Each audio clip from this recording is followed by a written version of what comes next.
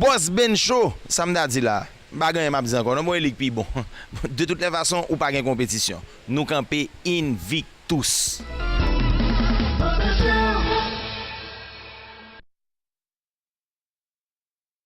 Bienvenue dans la section des affaires commanditée par BAO. Aujourd'hui, nous allons faire quelque chose d'un peu spécial. Nous allons parler d'autisme. Pour ce faire, j'ai invité deux spécialistes dans la matière. On a Myriam Obraz, directrice des opérations à Autis Laval, et Caroline Delcy Blanchette, qui est coordonnatrice des projets spéciaux. Bonjour, mesdames. Bonjour. Ça va bien? Bien, merci. Écoutez, c'est quelque chose qui me tient à cœur, puis je voulais vraiment qu'on puisse développer ça. L'autisme, c'est quoi? Au fait, l'autisme, c'est un ensemble de troubles neurodéveloppementaux qui se voient dans deux sphères, la communication et les intérêts sociaux. Okay. Donc, ça touche vraiment à un niveau plus sévère, ces deux sphères. Quelles sont les principales caractéristiques qu'on peut voir pour savoir que, bon, mon enfant est autisme? Ou... Okay. Les soupçons sont souvent par un manque de communication. Okay. Normalement, un enfant doit parler à un certain âge, puis le nôtre, on voit qu'il ne dit aucun mot. Et aussi, les enfants autistes ont tendance à avoir des obsessions. Ils vont fixer un objet de façon obsessionnelle et ils vont faire des mouvements à répétition ou ils vont faire ce qu'on appelle du flapping dans le métier. Ils tapent des mains ou des gestes un peu particuliers avec les doigts. Là, il faudrait commencer à se poser des questions. Ça ne veut pas nécessairement dire que si vos enfants ont ces signes qui sont autistes, mais ça serait prudent d'aller consulter un médecin puis en parler, puis voir ce que le médecin nous conseille de faire par la suite. OK. Vers quel âge qu'on peut penser à ça? Mais maintenant, tu vois, les diagnostics se font quand même assez tôt. Okay. Comparativement à avant, à 18 mois, on peut avoir un diagnostic. Okay. C'est pour ça qu'il y a certains centres, je sais qu'à Laval, les cliniques de vaccination, les infirmières ont eu une formation spéciale pour pouvoir faire un genre de dépistage. Okay. Ils ne font pas de diagnostic, c'est certain. C'est une équipe multimodale qui peut faire un diagnostic. Mais au moins, ils peuvent te conseiller, te dire « Ah, votre enfant présente des signes que je pense qu'il faudrait aller faire consulter. » Mais dans votre organisme, vous faites quoi? Quelles sont les choses que vous les encadrez, vous gérez? Qu'est-ce que vous faites exactement? Bon, on a plusieurs services dans notre organisme. Je vais laisser Mme Delcy parler à ce qui a trait au camp d'été. Okay. Par la suite, je vais expliquer un peu les services qu'on a. On a des services pour tout groupe d'âge, de 3 ans jusqu'à l'âge adulte. Okay. Donc, l'été, ces enfants-là, premièrement, est-ce qu'ils vont à l'école? Ils vont à l'école ou bien c'est... Oui, les enfants handicapés au Québec vont à l'école jusqu'à l'âge de 21 ans. Okay. Donc, après 21 ans, le parent a un choix à faire. Donc, est-ce qu'ils rentrent dans un cycle normal ou bien comment ça fonctionne? Après 21 ans? Non, parce qu'on parle des activités d'été, donc... OK. Oui, en fait, le camp d'été, c'est comme n'importe quel autre camp qu'on peut retrouver. Donc, ça commence à 8 h, puis ça finit à 17 h. L'horaire régulier aussi, c'est de 9 h à 16 h. Donc, les enfants, les participants, étant donné qu'on a des adultes, arrivent dans nos locaux. Puis ensuite, nous avons des intervenants qui sont là pour les encadrer. Donc, le but du camp d'été, c'est de mettre des activités en place pour que les participants y participent. Donc, on veille à la sécurité, au développement du participant, mais aussi, puisque c'est un camp d'été, les jeunes sont là pour s'amuser. Donc, c'est vraiment très ludique. On va à la piscine, on s'en va au parc, au glissade d'eau. Donc, plusieurs activités pour... là, c'est l'été, c'est plus l'école. Donc, on est là pour s'amuser. Mais c'est sûr que si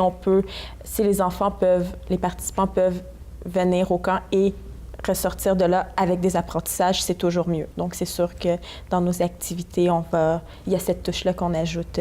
Okay. Puis, c'est ce qui fait qu'on est un camp de jour spécialisé, justement. OK. Myriam, c'est tabou. Du moins, dans ma communauté, à moi, on n'en parle pas. Genre, je ne vois pas vraiment des autistes. Est-ce que c'est quelque chose qui est tabou au Québec? Ça fait combien de temps qu'on sait que... Je ne dirais pas que c'est quelque chose qui est tabou au Québec. Maintenant, on entend parler beaucoup plus d'autisme qu'avant.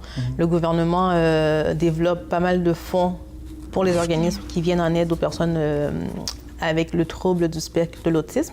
Mais je dirais, par contre, c'est tabou dans la communauté. Okay. Ce qu'il faut savoir avec une personne autiste, c'est que des interventions précoces peuvent aider la personne à évoluer d'une façon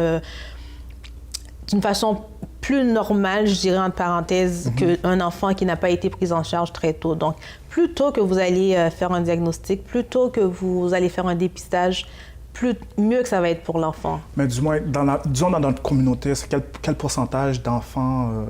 Mais je dirais chez nous, par exemple, je dirais 35 35 de notre communauté? Oui, est desservie chez nous, OK. à Autisme Laval. Wow. Puis, tu sais, on le voit qu'il y a un manque d'intervention qui se fait chez certains. Je ne veux pas généraliser, chez certains. Mais ça, c'est comme tu dis, c'est le fait que c'est un sujet tabou, on ne veut pas l'avouer. On pense que juste que l'enfant est paresseux, l'enfant ne veut pas faire ci, il ne veut pas écouter, mais des fois, c'est pas parce que l'enfant est paresseux ou il ne veut pas, c'est parce qu'il ne peut pas, il n'a pas les outils pour. Donc, il faut juste outiller l'enfant à ce qu'il se développe de façon... Mais dans ce cadre-là, donc, OK, on va porter un jugement, mais c'est quelle attitude qu'on devrait avoir face à... On est en présence d'un enfant autiste, quelle attitude qu'on devrait avoir face au TSA? Mais premièrement, les regards, souvent, les gens ont tendance à mettre les parents qui ont un enfant autiste dans l'inconfort, parce qu'un enfant autiste peut se désorganiser n'importe où. Quand on parle de désorganisation, on parle de crise en public. Tu le vis souvent aux activités, dans les sorties du camp d'été, parce que le camp d'été, on fait des grandes sorties aussi. C'est juste être indulgent auprès de ces parents-là. Parce qu'un enfant autiste, on ne peut pas le voir nécessairement physiquement. Okay. Donc souvent, les gens vont avoir un regard un peu qui juge un peu le parent. Okay. Soyez indulgents. Ne touchez pas l'enfant, n'intervenez pas, n'allez pas aider, parce qu'il y a souvent des enfants autistes qui n'aiment pas se faire toucher. Donc, n'allez pas essayer, et n'essayez pas d'aider le parent en touchant son enfant. OK. Mais je veux dire, comme c'est sûr que ça devient lourd pour un parent. Oui. D'avoir un enfant autiste, il ne sait pas c'est quoi, il le découvre, son enfant ne se développe pas normalement. Mais vous, quel genre de support que vous offrez aux familles? Mais c'est ça, pour revenir au service, le camp, c'est une petite partie des services qu'on offre, mais nous offrons également des activités du jour, parce qu'à 21 ans, comme j'ai mentionné, il n'y a plus d'activités, il n'y a plus d'école, il n'y a plus d'activités pour les personnes TSA, autistes, avec un trouble du spectre de l'autisme. Le parent fait face à deux choix. J'arrête de travailler ou je place mon enfant dans une ressource type familiale. Il y a beaucoup de parents qui veulent garder encore leurs enfants, mais qui veulent aller travailler aussi. Donc, nous avons chez nous 3 activités de jour.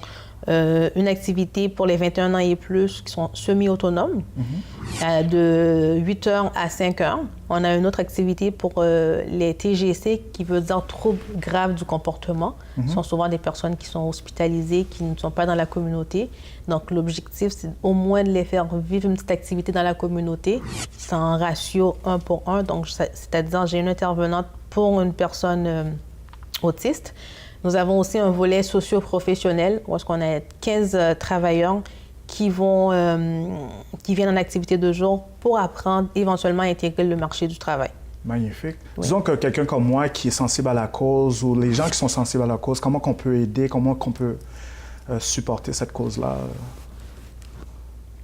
Je vais laisser Mme Dessy parler du En fait, comme tu l'avais dit tantôt, c'est d'aller s'informer à la base. Donc, si on s'informe sur ce qu'est l'autisme, déjà, c'est un pas en avant. Okay. Sinon, pour notre organisme, c'est sûr qu'à chaque année, on met en branle des moyens de levée de fonds.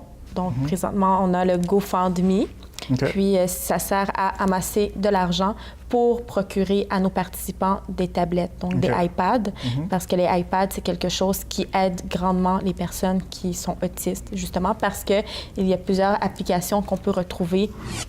En fait, il y a plusieurs applications qu'on peut retrouver dans les iPads, puis c'est d'une grande aide. Sinon, il y a toujours moyen de venir faire du bénévolat aussi. Puis je sais que durant l'année, il y a des gens qui sont venus faire de la peinture dans nos maisons de répit. Donc, tous les moyens sont bons justement pour venir donner un coup de main parce que on en a besoin aussi. Oui. Puis il y a des compagnies, ce qu'ils font, ils se mettent un groupe de 15 personnes, puis une journée, ils vont consacrer ça à Autisme Laval, puis faire du bénévolat. Oui, donc, c'est quelque chose qui peut se faire. Donc, c'est quelque chose qui est un grandissant. Comment vous voyez ça dans 5-10 ans, là, cet organisme-là? Autisme Laval? Dans 5-10 ans, ce qu'on aimerait, c'est avoir des habitations supervisées. OK. C'est-à-dire les gens peuvent rester chez eux, puis après, il y a des gens qui y vont. Est-ce que c'est quelque chose qui ressemble à ça? C'est ça, c'est des appartements où est-ce que les gens vont pouvoir habiter. Ce sont des adultes, quand même, ces gens-là, ils vont avoir des copains, des copines. Wow. Vont pouvoir, mais ce sont des gens qui ne peuvent pas vivre seuls. OK. Il faut toujours une surveillance. Donc, ce serait Autisme Laval a un projet d'habitation spécialisé. Donc, on veut faire bâtir des maisons, des appartements. Chaque personne va avoir son appartement, mais ça va être supervisé. Il va y avoir des intervenants 24 heures sur 24 sur place. Donc, c'est un projet qui est en train de travailler avec le ministère. Wow. Bon. Je ne sais pas si vous avez appris beaucoup plus de choses. Moi, j'ai beaucoup appris aujourd'hui. C'est sûr qu'il y a un site qu'on peut rejoindre Quel est le site? Autismelaval.org. OK. Est-ce qu'il y a un numéro pour vous rejoindre? Ou... Oui, on peut appeler au 450-663-5551. Si quelqu'un disons que je sens qu'il y a un petit problème avec mon fils, ma fille, donc je peux tout simplement appeler l'organisme puis... Mais c'est certain qu'on ne peut pas porter un diagnostic. Okay. C'est sûr qu'on peut aider. On a un parent psychologue qui fait de l'écoute. On peut aider à ce niveau-là, mais on n'est pas spécialisé pour donner un diagnostic. Il y a seulement que des pédopsychiatres, des médecins, un groupe comme je l'ai mentionné tantôt, qui peuvent donner un diagnostic. Mais nous, on peut aider à donner des services, référer le parent à quelle école, à tout ce niveau-là, même accompagner le parent. Il y a des parents qui ont de la difficulté aussi avec l'école de leurs enfants. On peut accompagner le parent aussi à ce moment-là. Merci. Écoutez, moi, j'ai beaucoup appris aujourd'hui. Pas gêné, ça veut dire que ne soyez pas gênés. Pas cacher de Simone, non. Ça veut dire ne cachez pas l'enfant. Si vous voyez quelque chose, agissez. Donc, il y a un organisme qui peut vous répondre vous référer à d'autres structures qui pourra vous venir en aide. Nous connaissons que la communauté a grand pile bagay que nous pas voulons nous gêner avec, nous pas voulons exposer, mais c'est un support pour ça. Il y a Autisme Laval qui peut vous aider et à partir de là, ils peuvent vous référer à d'autres. Donc, merci. C'était une branche particulière que nous avons développée. Donc, merci beaucoup d'avoir écouté ça. Fake it to make it, il y a un bluffer et puis il y a un gold digger. Pour qui ça, une fille plus attirée par l'argent, bagarre matériel que l'amour. Là, ça qui passe, moun sa yo aurait été quoi que tellement monde là reposé seulement sur fake, tout le monde fake pour yo. Bearman Steven, Beware the Beast, Asian representative. I've got the Boss Ben Show. C'est le plus bon. Pas de l'autre bagarre encore. Boss Ben Show. That's what it is, baby.